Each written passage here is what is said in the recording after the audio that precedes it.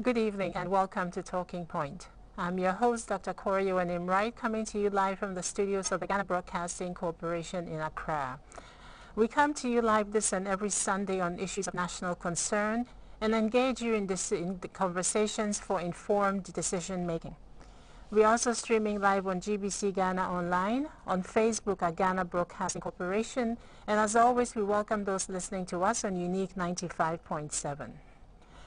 Guinea has dominated the headlines since the military coup d'etat on September 5th.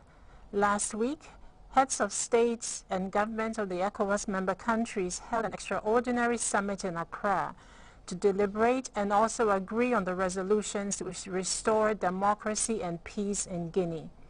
On Talking Point tonight, we engage with our panelists on the decisions by ECOWAS members at the Accra summit and the subsequent commitment by ECOWAS to initiate the process of reviewing the protocol on democracy and good governance. As always, we encourage you to join in on the discussion during the show using our WhatsApp number 055-744-6429. With me for tonight's discussion in the studio is Dr. K.O. Amaning. He's a former UN resident coordinator to Guinea. He has also served in the same capacity as resident coordinator to Liberia and Mali, I believe. Chad. And Chad. And Sierra Leone. And Sierra Leone. Oh, great. And we have via Zoom Dr. Chukwuemaka. He's the Executive Director of West African Network for Peacebuilding, WANEP. Gentlemen, thank you so much for being here with us. If I could start with you, Dr. Amaning. Last week, the ECOWAS imposed sanctions on Guinea. Based on the Malian situation and how things played out there, how realistic do you think some of the demands were, especially the demand to return to democratic rule or governance within 6 months? Well, I think the demands, rather than ask whether they are realistic or not, we should say, do they depart in any way from what conventionally one would expect, according to the protocol of the ECOWAS, one would expect from a heads of states meeting from ECOWAS? My answer would be one would expect that.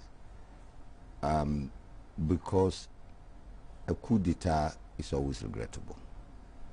But probably even more regrettable would be the conditions that lead to a coup d'etat.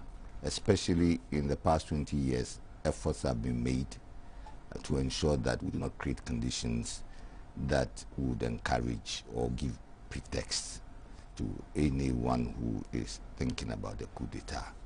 We've gone through coup d'etats before, and we are struggling desperately to avoid the recurrence of coup d'etats.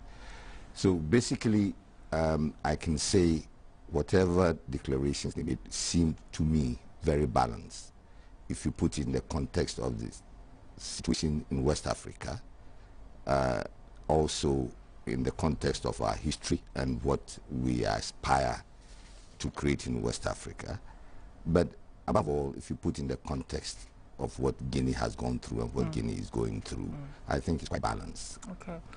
So Dr. Eze, I wanted to just pick up on what Dr. Amaning said regarding the expectations.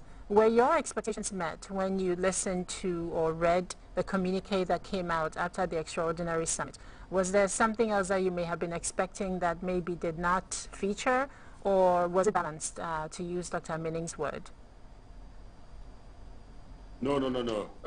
If you look at the communique, it's the true reflection of the ECOWAS protocol on democracy and good governance, and I wasn't expecting ECOWAS to take any direction rather than that.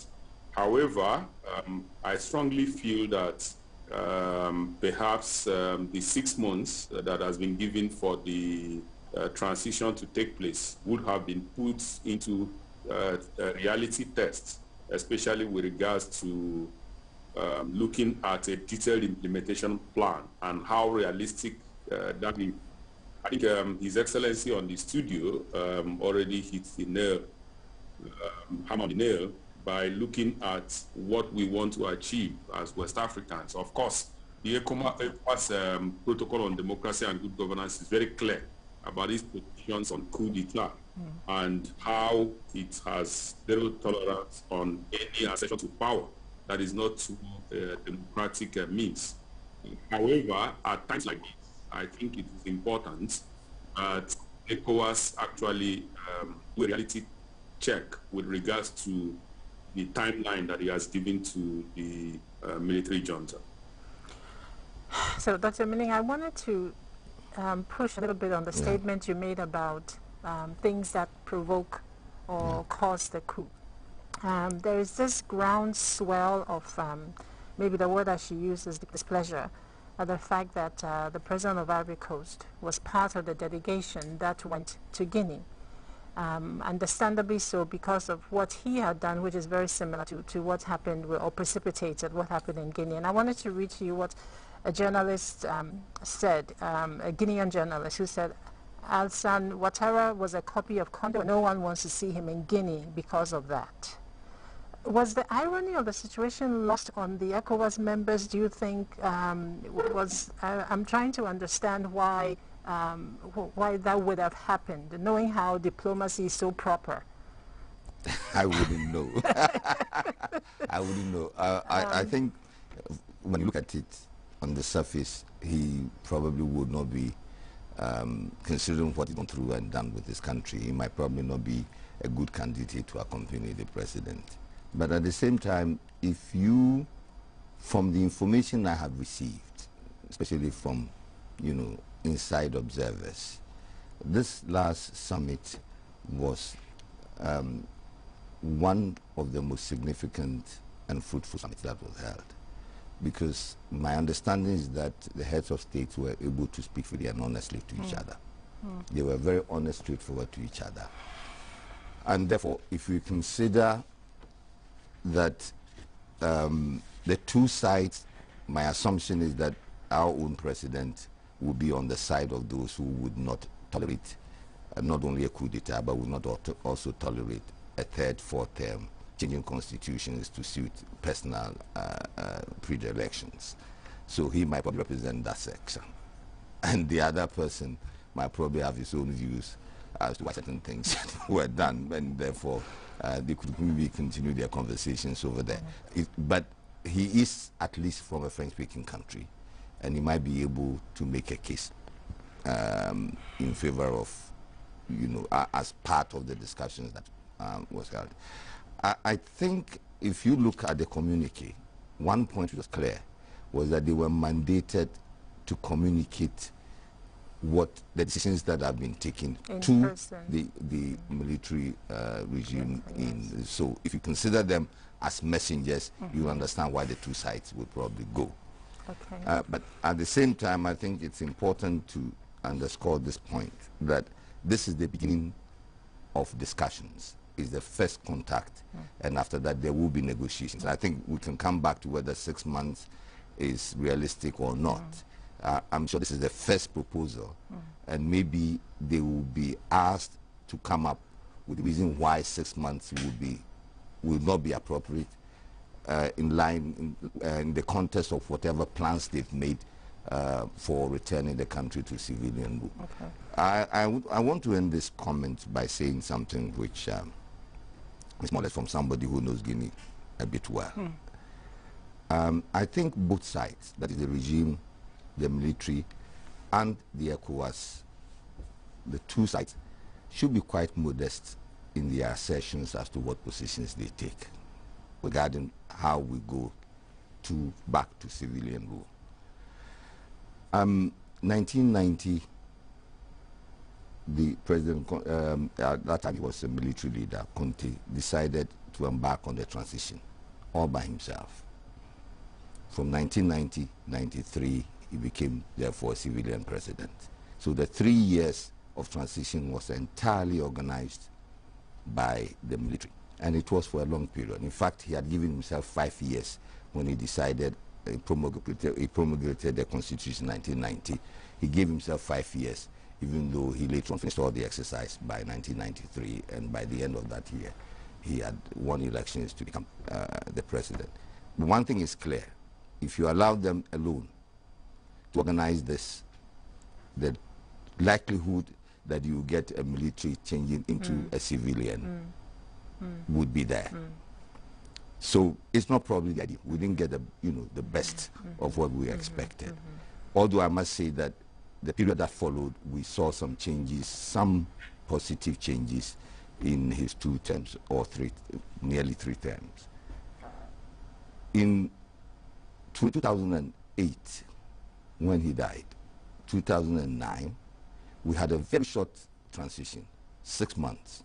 After that, this had escaped assassination, and therefore the international community stormed into this whole process of organizing a transition or helping Guinea organize a transition back into a civilian rule.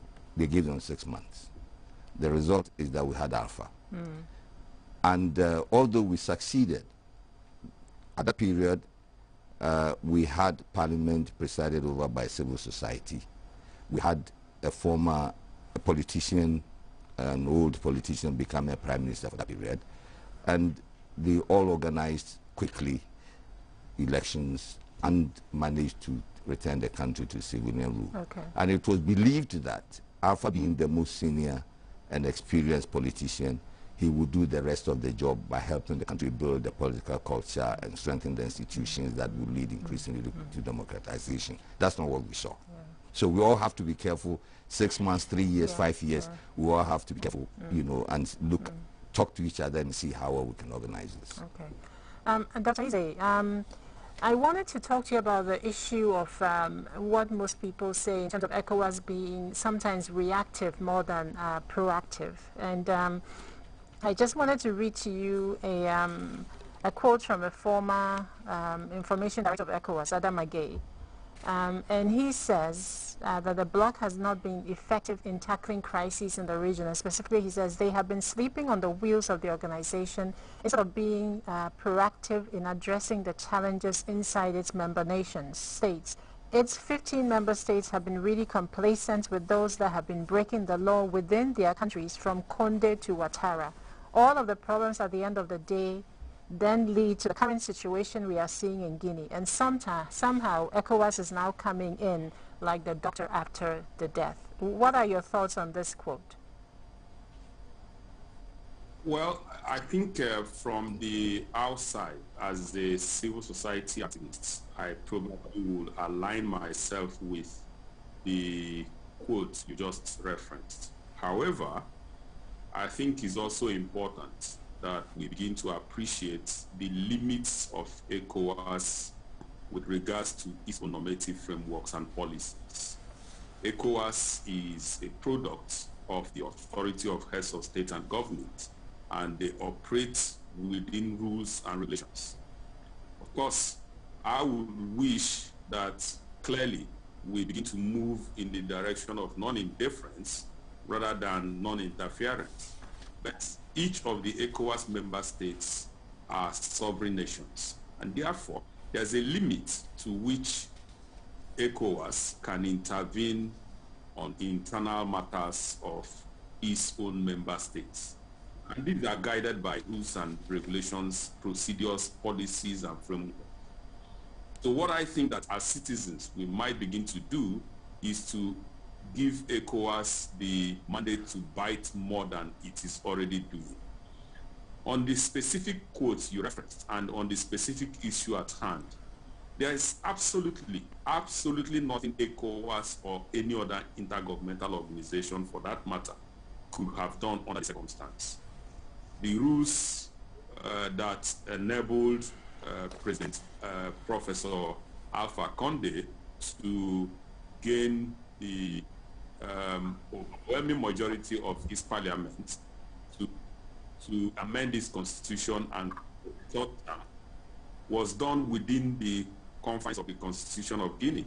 And to that extent, all ECOWAS could have done, which they did, was preventive diplomacy. Yeah. To prevail on him to understand the circumstance. Whether it is President Ouattara or whether it is President Alpha Conde or any other president for that matter, they operated within their national constitution. And there's absolutely nothing ECOWAS could have done. What I think is important is that ECOWAS Authority of Heads of State and Government took a bold decision, and we now have a window of opportunity to begin to look at the amendment of the Ecowas Protocol on Democracy and Good Governance and see whether that second to the last communique, the second to the last paragraph, will give us that opportunity. And I think it will be.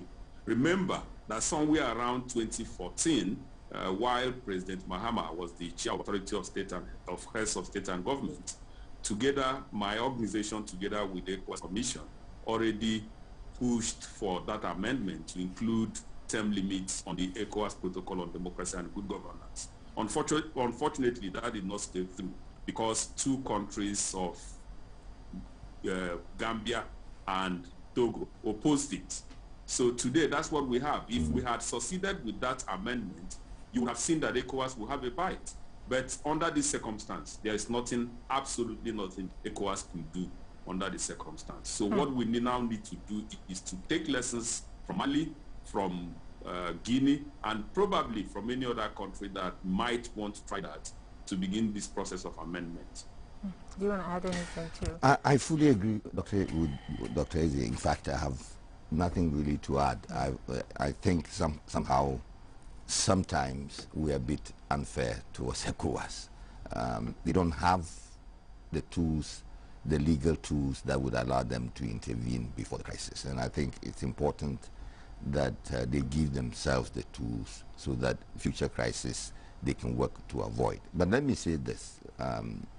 Dr. Eze mentioned that I want to expand a bit on it. The government of ECOWAS, the heads of states, if you consider what we have been able to do and agreed upon, and what they've done in the last probably even 20 years in this sub-region, I think we have to give them some credit. Because if you compare that with other regional blocs, they haven't done half as much as we have done. And I think we should give them credit. However, I should add that if we've been able to establish some space for democracy in the sub-region, we should not just wait for governments to do what, in their comfort or discomfort, they may be forced to do or they may be encouraged to do. It's important that the civil societies in the various 15 countries also wake up, organize themselves across borders, and form a bloc that will push the heads of states to move towards a certain direction and consolidate our gain in democracy. Nothing forbids, for example, English-speaking countries, we seem to be doing relatively better in democracy, to stand up and go on demonstrations against those who, in other countries in the sub-region, are abusing the opportunities for democracy. We should be vociferous. We should organize ourselves and bring along our colleagues who probably have not gotten, let's say, introduced to the culture, haven't got the space to be able to perform as much as our civil societies are able to perform. We have to understand that if we are a bloc, we are just not a bloc on government level, we are also a bloc on the people's level. Okay. I wanted to, Dr. Eze, you were talking about the limitations of ECOWAS, and I think during the press conference, the president of ECOWAS actually underscored that point, mentioning that based on the ECOWAS protocols, the most they could do was really engage the stakeholders in discussions. And his statement was the final decision regarding key issues rests with the countries, and that is what we need to understand. But I wanted to come to you, Dr. Amaning, because in that statement, there has been a lot of talk about supranational versus intergovernmental. So when ECOWAS was founded in '75, it was intergovernmental. But at least through globalization, we've all realized the limitations of something like that. What I thought there had been was some kind of discussion about ECOWAS moving to a supranational agency. And I wanted to have your thoughts on how well, that was some while back and still hasn't been accomplished. So the question is this something that would truly be embraced by the African countries, because they will need to give up some of their sovereignty to enable ECOWAS to really fully manifest itself as a supranational entity? In a way, again, we're not doing much justice to ourselves, because I think we've moved somehow. Okay. You know, we haven't moved as much as we promised to do, or we gave the impression we're going to become. But if you consider that when there was crisis in Liberia, we were fully committed. When there was crisis in Sierra Leone, we were fully committed. We formed the Ecowas, the forces that went and established peace in Liberia. We formed the bulk of the military intervention that was required to stabilize Sierra Leone. We formed the bulk of intervention that was necessary to ensure that democracy prevails in the Gambia. The problem is this.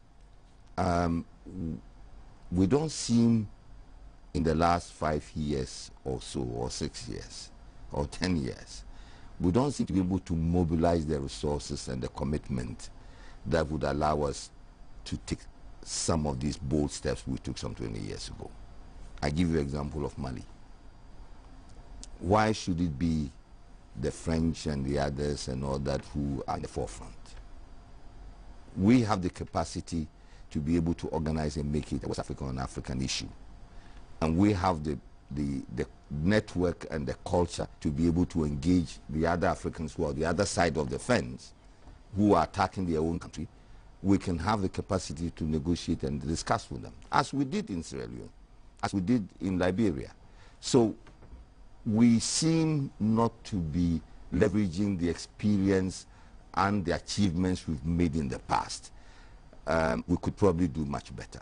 I recognize the fact that in those days credit should be given to Nigeria, which was then a strong power militarily and financially. Nigeria is not what it used to be, and therefore there's a gap, there's a space. But I think if one country can't do it, 15 countries with the same determination and commitment can hold each other's hand and be able to put in place something that will prevent what is happening now. But what is happening now is as if it's the outside that are coming in to settle our problems, not necessarily to our own benefit and interest, but to their own interests.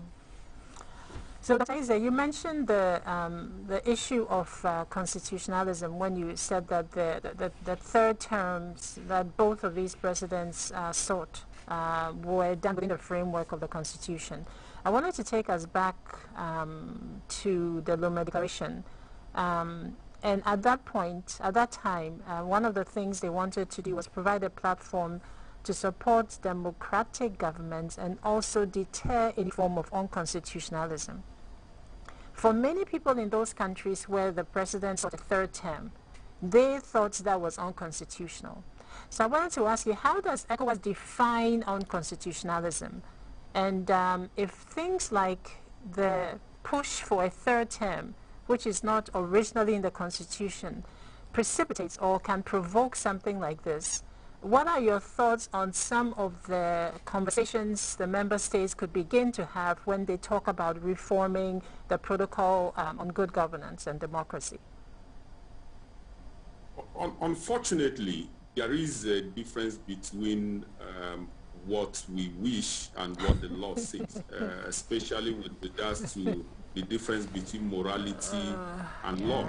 You know, so of course, as a civil society activist and within the context of a moral compass, I would say that whether it is Cote d'Ivoire, whether it is Senegal, whether it is Guinea now, that the change of constitution to suit the whims and caprices of sitting presidents, in my opinion, is morally unjustified. But that would be focusing more on religiosity or morality rather than legality. The amendment of those constitutions went through a legal process and was duly approved by the national parliament. And to that extent, you would see it as legally binding. And that's why ECOWAS hands are tied. And let me stay a little bit with what His Excellency said with regards to how we begin to revive the pressure from civil society. I think that's very important because in my opinion, that's the only thing that is left for us. Yeah. What is left for us is to begin to look at our laws and our protocols at the level of Ecowas. Yes, we have made tremendous improvement with regards to democracy if you begin to compare us with other regional economic communities. If you go to Central Africa, for example, I think that I'm top of my head, I wouldn't be able to remember the presidents that have been there for less than 20 years and above, you know. But that's not the trajectory that West Africa was going. West Africa was indeed setting the pace for other regional economic communities and regional mechanisms to adopt. And now we are seeing a reversal of those gains, just exactly what His Excellency said. And to be very candid, as it is now, economically, with military might and all other things that accompany peacekeeping missions, I do not see ECOWAS as a community to be able to fund and manage its own 100% peacekeeping missions. And so foreign interests, former colonies will come to play. And those things come with a lot of cost. And therefore, what we need to do now is to adopt some preventive measures. Something that is clear to all of us now is that there is a net between overstaying power and violent extremism. It has happened in Burkina Faso. It's happening in La Côte d'Ivoire. It is happening in Mali. And I won't be surprised if this opportunity is also now given in Guinea. And we don't want that to happen. So the second thing that is clear to me is that if we do not amend the ECOWAS protocol on democracy and good governance, there is absolutely nothing ECOWAS can do with regards to enforcement. You know, so it therefore tells us that so long as presidents will influence the East Parliament, then we will have future amendments to suit the government in power. And it will bring us exactly to where we are today, a reversal of our democracy and a situation where we will begin to lose even the few dividends we have chalked over the years. So I wanted to go back to the statement I made about because of your experience in Guinea. One of the opposition leaders actually made the statement based on legality, morality, what have you. He says, when Condé pushed forth a constitutional referendum that allowed him to extend his rule to a third term, thereby staying in power beyond his mandate, that was a coup as well. Yeah. That was not legal, you know, so that's why a military coup to stop the institutional constitutional coup occurred. In a situation like this, since you know the Guineans, and it seems from what we've seen, many of them have embraced the coup d'etat. How can we let the populace, you were saying earlier that those of us who have more mature democracy should work with those whose democracies are not as mature. How can we let them understand that even though there may be heightened differences, the consensus remains vote, which is the most important thing when we go to the polls? I think Dr. Eze said it all. Before something becomes legal or not legal, quite often it is underpinned by what our aspirations and our value systems are. Honestly, I can tell you that I know Professor Alpha Condé a bit. If it's been somebody else who was doing it, I'm positive Alpha Condé would have opposed it. So that we all know that what is not right is not right. I'm absolutely positive. If it was Sidi Ature who had become president and wanted to change it, or it was Selu Diallo, or it was Kuyati, or it was anybody, he would have opposed it. So we all know what is not acceptable. And therefore, you know, the point that the observer or the politician made, I think, is a solid one. It may be legal, it was not legitimate. We knew that it was not the right thing to do. I think that we can work on this through ECOWAS and make this a no-go area for everybody. There's a majority view on it. The only problem is that we need a consensus, and that is where, you know, there is some work to be done. But I'm sure that whether it is in Ivory Coast or in Guinea, when the changes came, they knew that they were skirting danger, and it was not really what the entire country wanted, and it's not where they should be going. Dr. Eze, some people are talking about the difficulty probably in trying to get Guinea to appreciate and understand some of the sanctions that have been imposed by Ecowas. Their stand is that because there are some foreign nationals involved in terms of Russia, maybe in this case, though we don't have anything beyond the fact that, you know, the metals that are in Guinea. Does the fact that there may be some foreign interest involved also maybe complicate the issue of trying to work through ECOWAS only to get this accomplished in terms of restoring democracy? Well, let's not make mistakes about that. The foreign conspiracy has always been there, and it will continue to be there. It depends now on the level to which we allow that to thrive, and the level to which we try to guard our community against those foreign interests. They come with a huge cost, and I think His Excellency already alluded to that. It is not for lack of capacity, for example, that Ecowas by force, for example, is not taking the leadership in Mali. It is also not for lack of capacity that Ecowas is not doing what it's supposed to do in Guinea. However, we must also understand that in as much as we prefer African solutions to African problems, and to that extent, West African solution to West African problems, it cannot come with somebody else's finances. And whether you like to appreciate what the junta said or not, the level of corruption, the level of leadership deficit that we continue to experience is even making that even more imperative for those foreign interests to intervene and make themselves look like saints.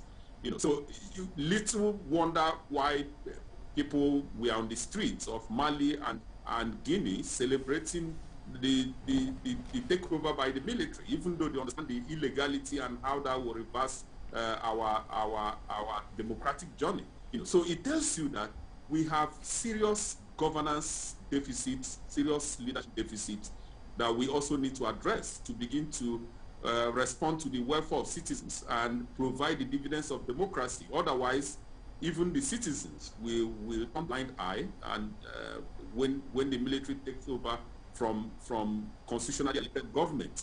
And that brings me to what His Excellency already said. How do you justify a change of constitution to suit a city president, and yet you understand that the effect is that you will have something like a coup d'etat, and then the junta will begin to justify their actions on the basis of what they consider to be the moral standing of the incumbent president. So that's a dilemma for ECOWAS as well. You mentioned earlier, Dr. Amaning, about being fair to ECOWAS, and sometimes I like to extrapolate that and say being fair to Africa, because when you hear about coups and things like that, everybody says, oh, of course, everything happens in Africa. But if we can even just go back to January, the situation that happened at the U.S. Capitol, we appreciate the fragility of democracy and understand that we've moved past that in a very big way. So that those who are characterizing something like this as reminiscent of days in Africa and things like that probably ought to take a step back and just realize that this is a very different environment in which we exist these days, and even the most advanced countries can come to the precipice of something as terrible as what happened at the U.S. Capitol. I wanted to just have you comment on that. I fully agree with you with your comments. In fact, it's a comment I will fully appropriate myself. And that's what I meant by we're not sometimes being fair to ourselves. We are just 60, 65 years old, right? And if you consider the fact, you see, I think we don't put ourselves in the context. If you put ourselves in the context as a people, over 400 years of slavery and immediate and pillage and exploitation, and immediately after that, there is clear, direct exploitation of our resources, of our mind and of our assets. And immediately after, there's a structural exploitation of us, which makes us, if we don't fight it, would make us perpetually poor. Then you know where we're coming from. We've been incapacitated. And therefore, the effort that we're able to make, we should appreciate. The gains that we're able to make, we have to appreciate and build our self-confidence. And on the basis of that, launch ourselves to go further. I fully understand that prevention is better than cure. And Dr. Eze is absolutely right. But when there is a circumstance like we have in Mali, we could also learn from what we had in Sierra Leone and the others. There were peacekeeping forces. But because we were there and were willing to play a major part, we got funded by the international system. We were there in Sierra Leone. We were there in Liberia. We got funded. Our people were there. So if we come up with solutions and what network well under the umbrella of the UN, we may probably be able to leverage multilateralism and find a solution to what is happening in Liberia and in Mali. The Malians are tired. They are absolutely tired. We've gone through a long period. There's no solution. There is no progress. Their societies and their communities are being incapacitated and impoverished. Right? And there's violence everywhere. They're tired. So I think we need to find a solution to this. And the solution won't come from forces that have come in from outside, and they're there. They've been there for long, and we don't see results. I think people have every right to question if that is the right way to tackle this. You know, we may not have all the forces, all the money, but I think we have the brain and the experience and the network that we can use. Dr. Eze, I wanted to just piggyback on how far we have come, and looking at the stability or stabilization of the region we are in, the 15 members, Ecowas. What role can you tangibly say Ecowas has played in this stabilization that we are seeing in this area? Well, we may not see that vividly because it is only that which has gone wrong that everybody sees. But I can assure you that with regards to the kind of things that ECOWAS has done behind the scene, probably because I'm privy to a few of it, I would begin to appreciate that. Even this Guinea that we are talking about, it is not for lack of trying that we got to where we are. Mali, it is not for lack of trying on the side of ECOWAS. ECOWAS did everything humanly possible, everything it could do to stop whatever happened in Mali. But again, there are limitations, obvious limitations, not just in terms of the resources to do what it's supposed to do, but in terms of the text that ECOWAS is working with. So if I make a comparative analysis, which I try not to do because we are not comparing the ECOWAS region with any other region but ourselves. We want to progress on the basis of what we have set to do as a region rather than compare ourselves with others. Look at East Africa, look at Central Africa.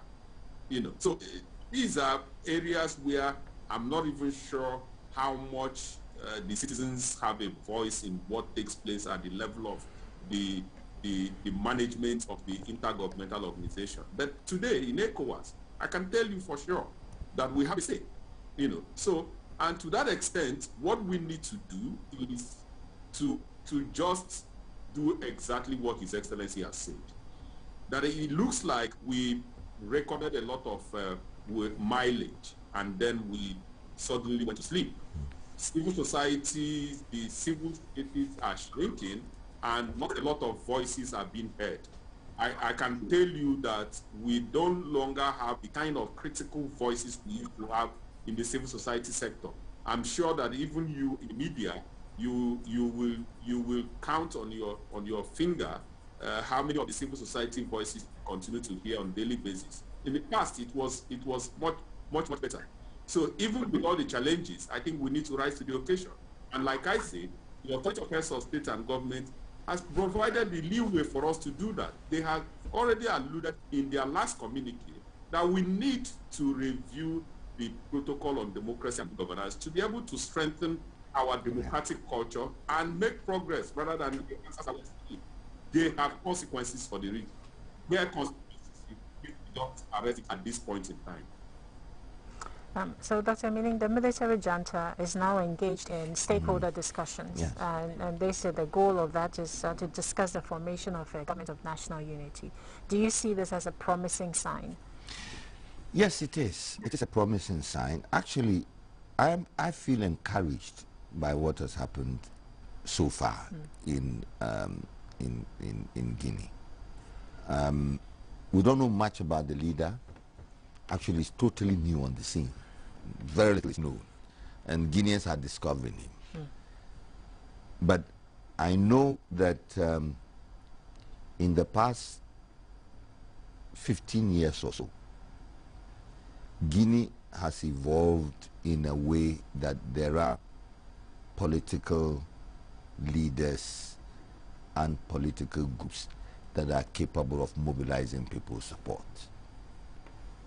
I saw that happen the way they were able to push out Daddy's Camara. I saw that happen, the mobilizations before Conte died. And I think they are capable, they are able politicians that can mobilize people. In any case, Guineans, as far as mobilizing the population is concerned, they are experts. They started that from the period. They are best. The most important thing is that they are able to mobilize people towards a vision and values that belong to the 21st century, and that will bring stability and equal opportunity to all. That will defeat superstition and some form of feudalism that exists in the society. I think that is where the true leadership will have to come from. Guinea is at a crossroad. In fact, a friend of mine I talked to just a few days ago was saying, yes, but it's like it's a perpetual restart. You know, and it is true, it's a perpetual restart. But every restart is an opportunity. I believe that if the military leader, young as he is open and he wants to associate all the sections of the community and is able to forge a proper, acceptable vision for the country, he will find allies and he'll find partnership in the Guinean community, because they've gone through a lot and I think they want to succeed. So, Dr. Eze, coming back to you, because Dr. Amaning has characterized the former president and now the military junta as both good people. And I'm coming back to you because Condé was described by a lot of people as a calm person and a statesman even. People went as far as to say. And Dr. Amaning just mentioned that if he was there and he was not in power, he would probably have been one of the first people to oppose the extension or the modification of the Constitution for a third term.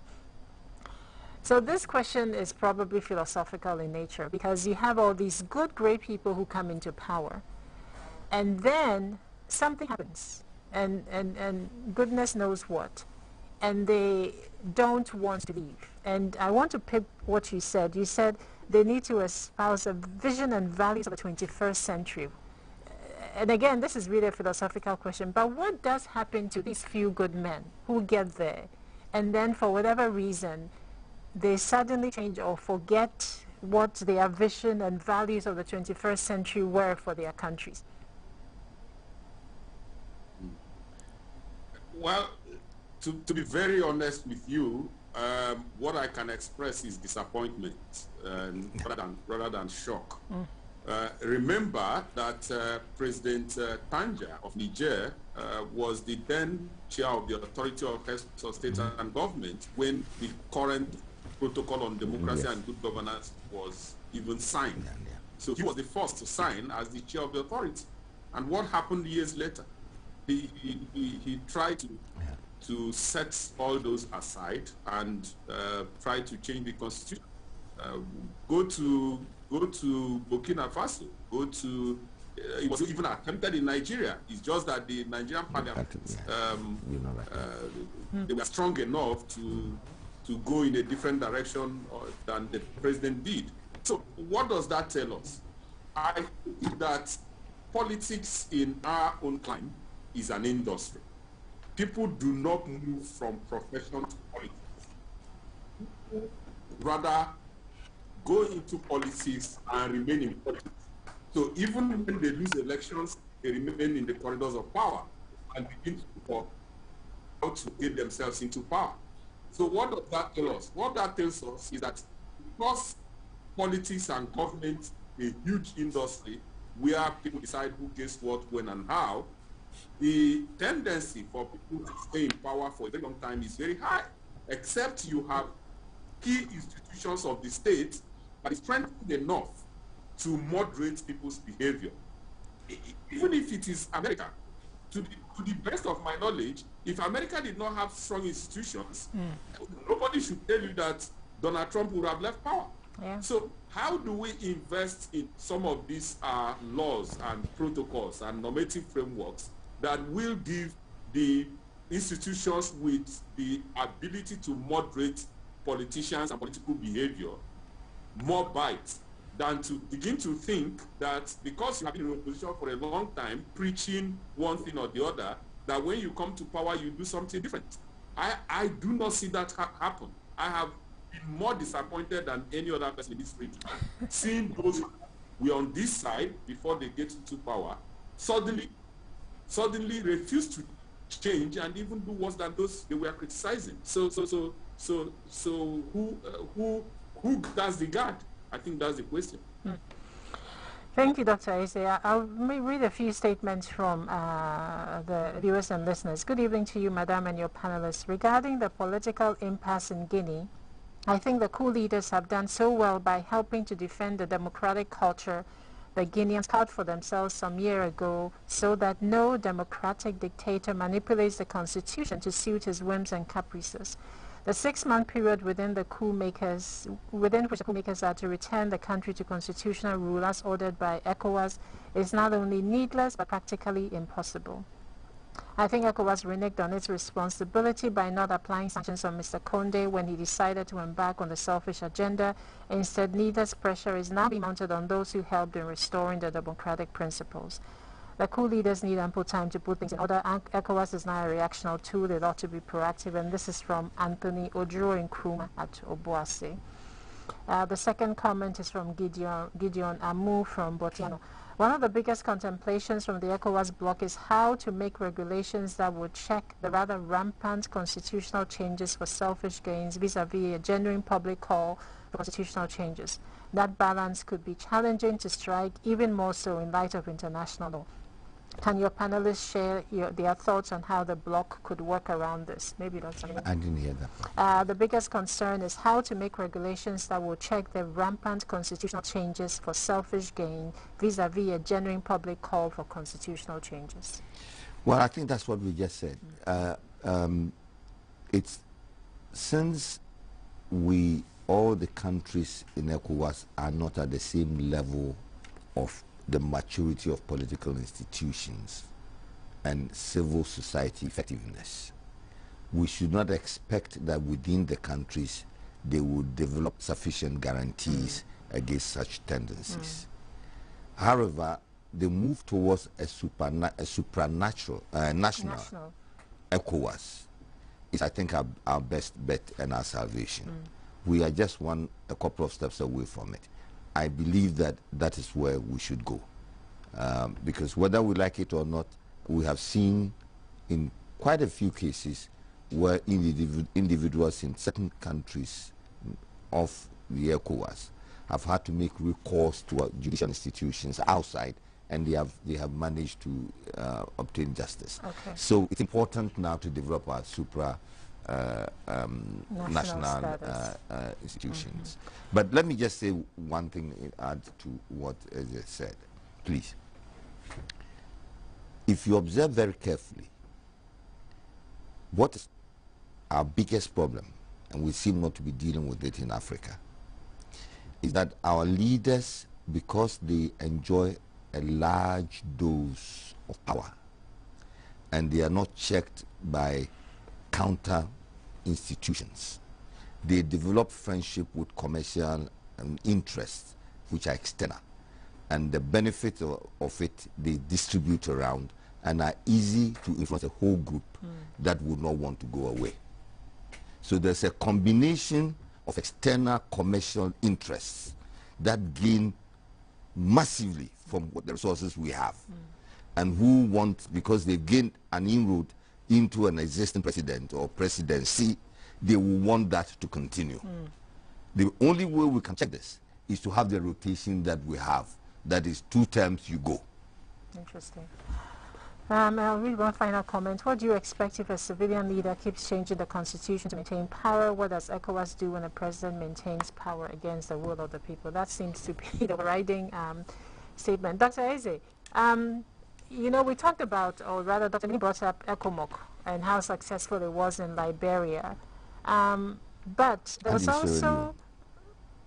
I'm sorry? And in Sierra Leone. In Sierra Leone. But there was also the argument that not being able to so-called interfere in the internal conflicts of member countries is one of maybe the handicaps that ECOWAS has. In developing the protocols, do you think this is an issue that should be taken up and looked at critically? Because the rub, I guess, is that these internal conflicts, when they are not quelled, spill over and end up almost creating a regional bloc where we have issues with all these coups occurring. Well, I think that those fears about one country taking the shine of others or lording it over others, I think those arguments are in the past now. And I think that as ECOWAS itself already alluded to a movement from ECOWAS of the states to ECOWAS of the peoples, it also means that the opinion and the wishes of the citizens will begin to count in terms of how ECOWAS couch its own normative frameworks. And to that extent, I think there is an overwhelming voice to have our protocol amended and to reflect that what the citizens want is nothing more than 2 terms. That whether the heads of states, that there are more states willing to go in the direction of those 2 terms than the few that is trying to drag us back. And what we now need to do is to mobilize the majority of the citizens in those states within the context of ECOWAS of the people and see how we can put pressure on the authorities, especially now that we have somebody like the president of Ghana managing ECOWAS, you know. So we need to put enormous pressure so that those key elements that will assure us of a good democracy will be put into consideration with regards to the amendment, not just the 2 terms, but any other thing that we feel will help us have a good democracy. That way, ECOWAS as a union can now have more bites. Otherwise, whether it is those limitations will continue to be there so long as they are not reflected on the protocols, unfortunately. Okay, Dr. Eze, so we are wrapping up now, so maybe you could give us your closing remarks very quickly. For me, my closing remarks would be that what is now clear is that West Africa is not ready for coup d'etat, but our leaders should understand that very soon, very, very soon, as is already happening, we will move beyond what the military is doing to citizens going on the street to ask critical questions about leadership. And I think it's very important that they begin to listen to those voices and do that which is right. Dr. Amaning, some closing statements? The same direction as Dr. Eze. I think our leaders, and for that matter, not just political leaders, our leaders across all the sectors of our communities should understand that we are lucky to have a demographic situation, which means that, like in Guinea, almost 67% of the whole population is less than 45 years old. So that's a very youthful population. Right? And they are therefore very sensitive to limitations of space and freedom. And if you think you change your constitution to serve a purpose which invariably limits, gives benefits to just a small group, they will revolt. And I think this is a lesson that people need to understand. We have a very youthful, ebullient community. They will revolt and they will resist all oppression and all obstacles that prevent them from making progress. We don't have much time left. We need to be up and doing and give them hope. Thank you so very much to everybody for joining us for tonight's Talking Point. A special thank you to my guest in the studio with me, Dr. K.O. Amaning, former UN Resident Coordinator to Chad, to Liberia, and to Guinea. And also via Zoom, we had Dr. Chukwuemaka, Executive Director of the West African Network for Peacebuilding. I'm Dr. Nimrais, and this has been Talking Points. Thank you so much for listening and watching. And as always, good night, good luck, and please be and stay safe. Till next week.